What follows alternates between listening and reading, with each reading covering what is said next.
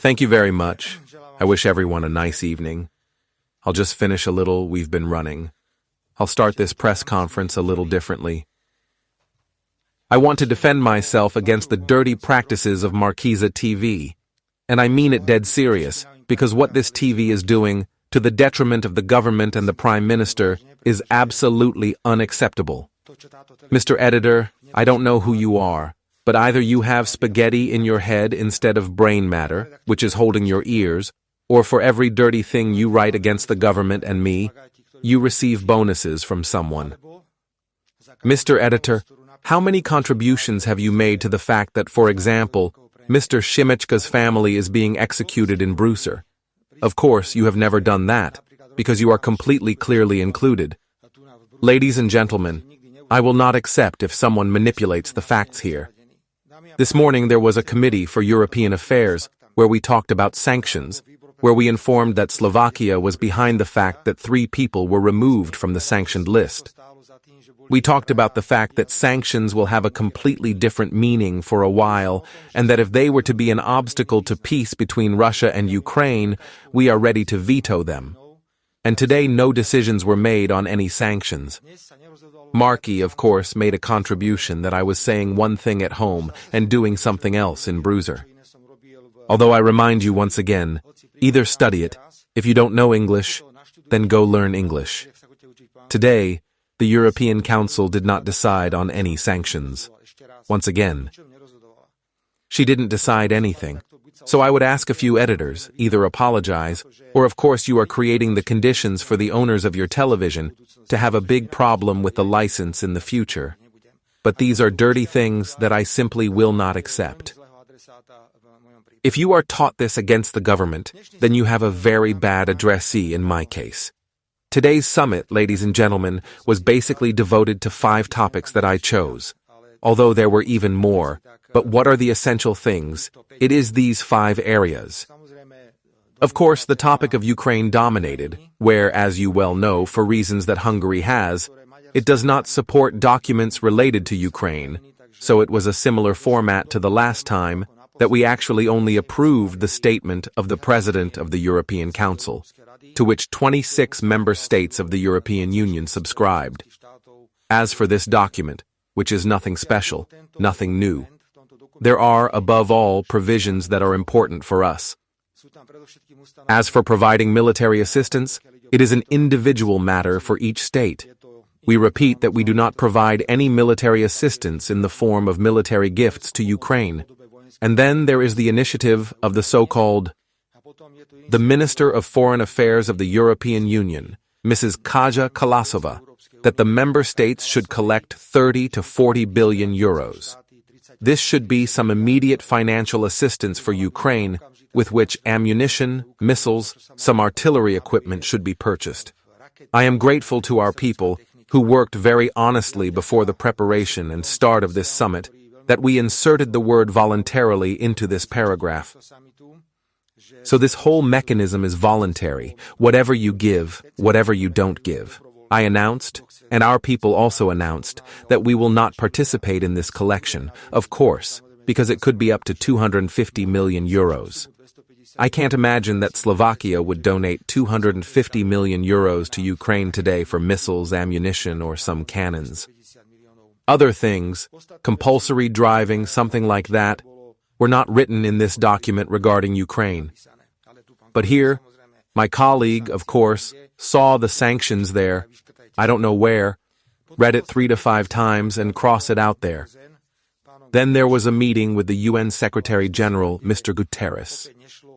There was a discussion, where again there was no point in adopting any conclusions. Overall, it is stated that disrespect for institutions is beginning to appear. A phenomenon is beginning to appear where states are more interested in talking bilaterally. The EU also has this image problem, because if we look at how the United States looks at it, they do not recognize the institutions. Rather, they recognize individual EU member states. The Secretary General reported on the budgetary problem that the UN has. This is due to the fact that some members do not pay into the UN budget what they should pay. There is a special rule that when money is not spent, it should be returned to the person who gave it to the organization. But in this case, they should return money that they did not even receive. That is why the UN Secretary General asked the member states to simply wait and see how the situation develops. Regarding the UN, I want to reiterate our goals. Our goal is, above all, to support the reform of the UN. We are in favor of expanding the number of permanent members of the Security Council. Slovakia is running for a non-permanent seat on the Security Council in 2028-2029.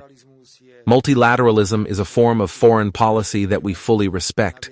Moreover, we must realize that Slovakia is a small country. Consistent compliance with international law is one of the most important tools we have in terms of functioning in the international space. Then there was a discussion on several topics. With the participation of the head of the European Central Bank, we talked about the Eurozone, the Euro, and competitiveness. I took this opportunity to speak on the subject of energy prices. Energy prices are an old topic. Here we are simply aware of what is happening in the European Union. I want to reject the idea of some prime ministers who say that what else remains. We have to work with the prices we have now. We should plan for the future that gas will cost as much as it does now. But we have no reason to pay 40 or 45 euros per megawatt hour for gas just because President Zelensky decided to stop gas flowing west through Slovakia.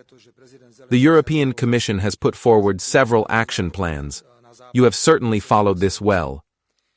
Action plans on energy prices and other things. Basically, the European Commission has come up with 3 basic areas of concern that should help the competitiveness of the European Union. That is removing regulation and administrative burdens. Then it is reducing energy prices. And finally, it is mobilizing private savings to get into the European Union economy. I spoke up and said that we expected much more from the Energy Action Plan. We need immediate decisions and solutions, not some long-term or medium-term plans. And such a solution could be the restoration of transit to Europe from the East, which would lead to a reduction in prices in Europe. There was an interesting discussion about private savings and their valuation, especially in the USA. In Slovakia, we have 3 reasons why we can contact pension management companies and discuss with them whether they are ready. We will create the prerequisites for this in the laws. Considering a more active approach in terms of the use of resources, the military industry comes into consideration, because you know that the European Union's plan is to increase the security of the European Union. Then it is a question of leaseholds. It is a question of financing infrastructure. I think there could be interest in that, because if we go back to the bond issue, which the Ministry of Finance issued bonds for 500 million euros, and they were immediately spent, then even in the case of the second pillar, pension management companies could be interested in using this money in the territory of the Slovak Republic. We talked about public procurement. Each country has its own laws governing public procurement, but there is a standard that we have to respect from the perspective of EU regulation. That is why there was pressure on the Commission to come up with a proposal that would not further simplify public procurement at EU level. This would then mean that nation-states could also make the appropriate changes to their laws. We had a very informal discussion on the EU budget after 2027. That discussion was the first. We didn't talk about any money, but we are limited by basically 3 elements. First, we have to deal with the 750 billion euros that were approved as the next generation EU. It will cost 25 to 30 billion euros a year. We have to deal with higher defense spending, and most importantly, we will have to deal with the enlargement of the EU, because we are talking about 28 plus years, up to 35. So it can be assumed that someone could become part of the EU. The most common topic of discussion is Ukraine, which completely confuses the cards, so it was just a political discussion without any financial basis. The President of the European Commission wanted to hear the first opinions, and then, based on that, she is supposed to present the first draft budget in June, which she will submit for discussion. So much for today's summit. On to the topic, please. I'll step aside so I can be as concise as possible. Regarding the sanctions, the EU is ready to continue to increase the government's pressure on Russia with the possibility of further sanctions. So what? I asked if Slovakia has anything that is a red line for it. Mr. Editor, when we talked about it this morning in the committee, call your colleagues who are on the committee and then don't bother me at 11 o'clock in the evening. Once again. Slovakia is a country that has taken a clear line regarding sanctions. We will not support sanctions that would threaten Slovak economic interests. For example, if in the future some sanctions package included topics related to the peaceful nuclear program, fuel, or threats to the functioning of Slovak nuclear power plants, then of course we would not support such a thing. This morning we said in the committee that sanctions take on a completely different quality and dimension during the period when peace negotiations are underway. And if we also proceeded to delist 3 people from this list, then we are ready to say that if sanctions were to hinder peace negotiations, we would veto them. And here the handsome guys from Markíza told us straight away that Fico had said straight away that he was going to veto the sanctions and that he voted for them in the evening. Please, what sanctions did we impose? I'm asking you for the 54th time, and you're staring at me like an owl, because you have no idea. You're lying from morning to night. So, Mr. Editor, what are you supposed to ask now? But what sanctions did we impose today? Mr. Editor, I'm asking you, did we impose any sanctions today? But I'm asking you, I need to make sure, because I'm probably already a mess. Did we impose sanctions or not? You see, you are not even able to answer the question, because it is embarrassing for you. No sanctions were adopted today. I can also ask you as many questions as I want, don't worry. Hungary has not supported the summit for the 2nd morning in a row. The European Council has not been able to agree on anything unanimously. Is there any discussion at all about aid to Ukraine? Maybe, since we know that Hungary will a priori refuse this aid. Mr. Editor, there are always provisions in documents that say that on a bilateral basis, an EU member state can do anything. It can provide military assistance. It can provide funding.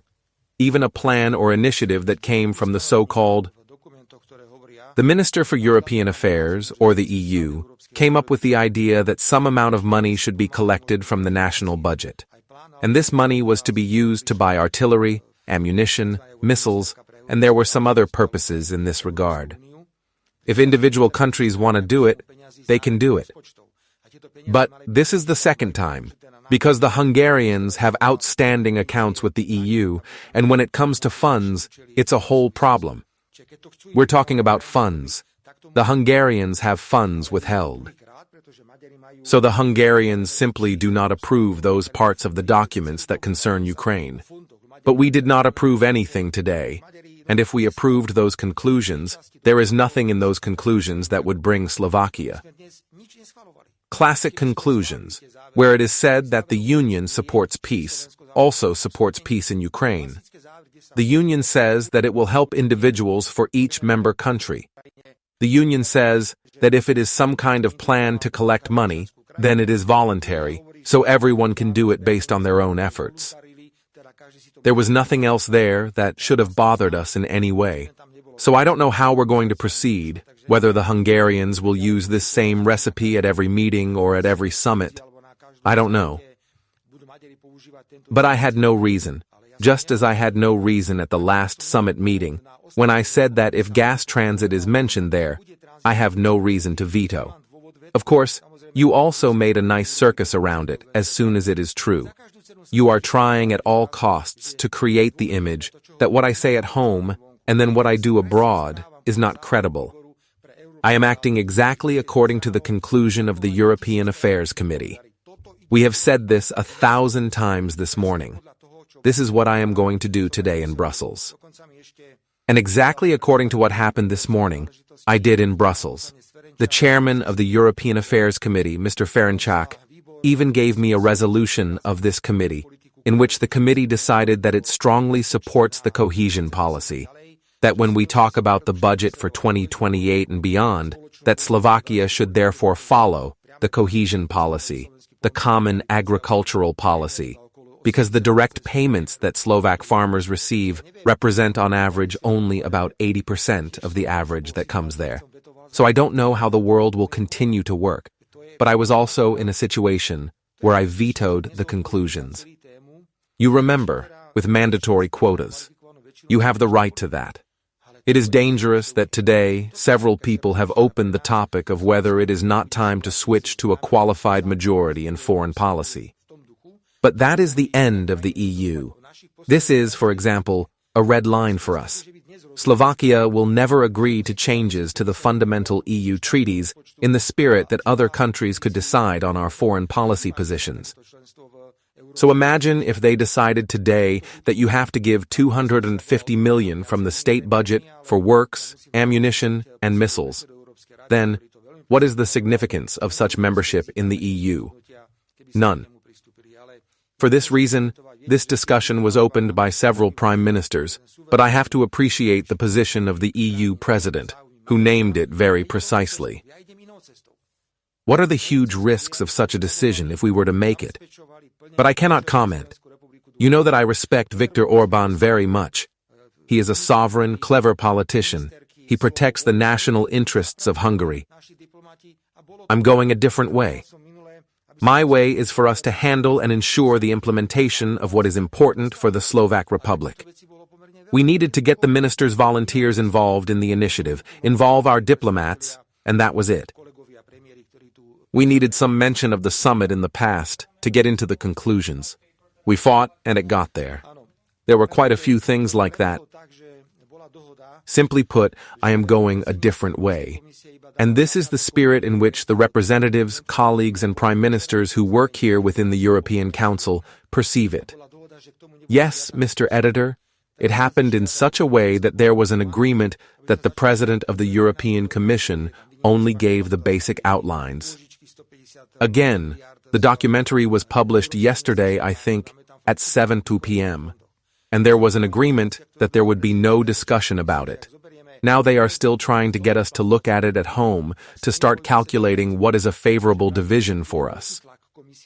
There is an exception from Invoice 100 and stability, loans of 150 billion from the European Investment Bank. We have flexibility in cohesion funds. It is interesting information that the President of the European Commission gave, that if we take cohesion funds in this planning period, only 7% was spent. So there will probably be a lot of pressure from the Commission to have more flexibility in using these funds for other purposes than just the standard cohesion purposes as we know them. What will happen to Slovakia, the red line, when it comes to increasing the budget for the agreement period and cutting it for some other concerns, which we do not want? I hope that you will not bring up all the positions of the national parliaments now and talk about red lines, because we will not move anywhere. For example, the position of a certain prime minister, who was not present at that dinner, was read out, and he went exactly the opposite way from what others were saying. I went with a mandate from the Committee on European Affairs that we should talk mainly about cohesion, so that this envelope does not shrink, and about ensuring the needs of Slovak farmers through the common agricultural policy. These are the two basic goals that we are pursuing when it comes to the budget. But I will not say now that the red line, because we do not know the numbers yet. We do not know where it will all end, at what numbers. Direct payments, as I said, in Slovakia, are only 80% of the average direct payments within the European Union. Every country that has lower direct payments is trying to increase those payments in the following years. And then there's always some compensation mechanism. If I remember correctly, in 2020, when the budget was approved, it took about 4 to 5 days. People probably spent here. It took an incredibly long time. We expect that the procedure will be very difficult in 2027. Count again, maybe Ukraine will already be included, higher defense spending, and of course there are other expenses related to the EU Next Generation Fund, which was a response to COVID, as I remember. Thank you very much and have a nice evening.